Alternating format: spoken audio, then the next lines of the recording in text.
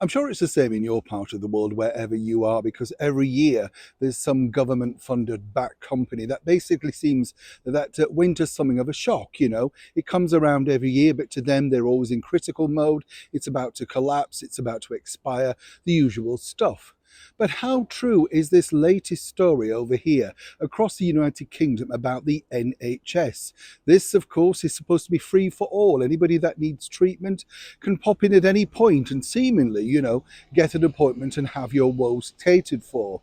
Obviously, for many people, including myself, that's simply not the case. Doesn't matter how much tax you pay, you're always at the back of the queue because there's always more needy, deserving cases. And I'm not being unkind here, but as ever, let me explain. Hi, good morning. Neil Sean here in the very heart of London. As I said, this is one of the big news stories over here currently right now across the United Kingdom. And all mainstream news channels are going along with this particular narrative about how the NHS is on its collapse. Where you have managers of the NHS nearing £1 million a year, never seen on a ward, never treating a patient. You get the picture.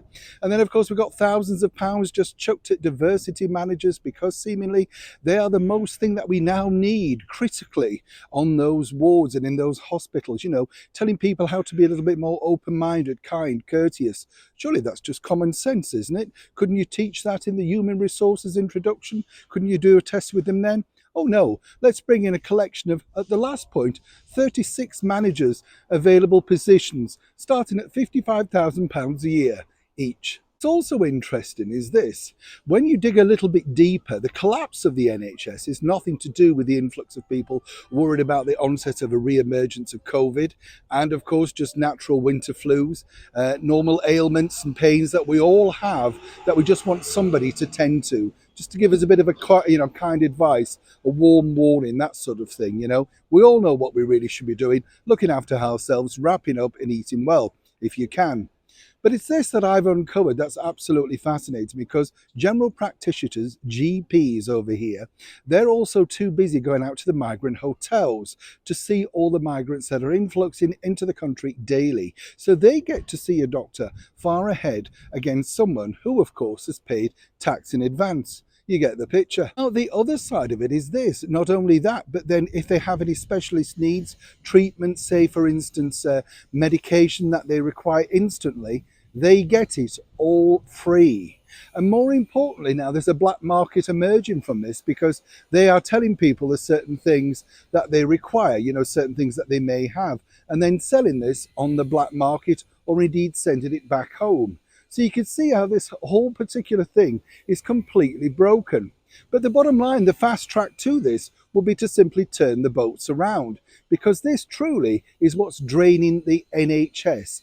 It's not the average Joe that works over here and pays taxes that can't get to see their local doctor or an appointment with their dentist or whatever it may be. More importantly, making sure that they get fast tracked first.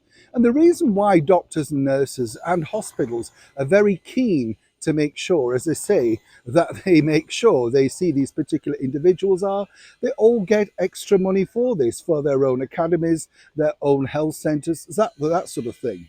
But what's also interesting is, and I pointed this out before, don't forget all those hospitals and GP surgeries that rake in thousands of pounds every single year from the TV shows that allow them to have cameras in filming you, the patients, for free, all the while making a tidy profit from their apparent invasion. As ever, I'd love to know what you think to this particular story in the comments below. Do you struggle to see your doctor? Do you think this is particularly unfair that you can't see them, simply because, of course, you appear to be a law-abiding citizen?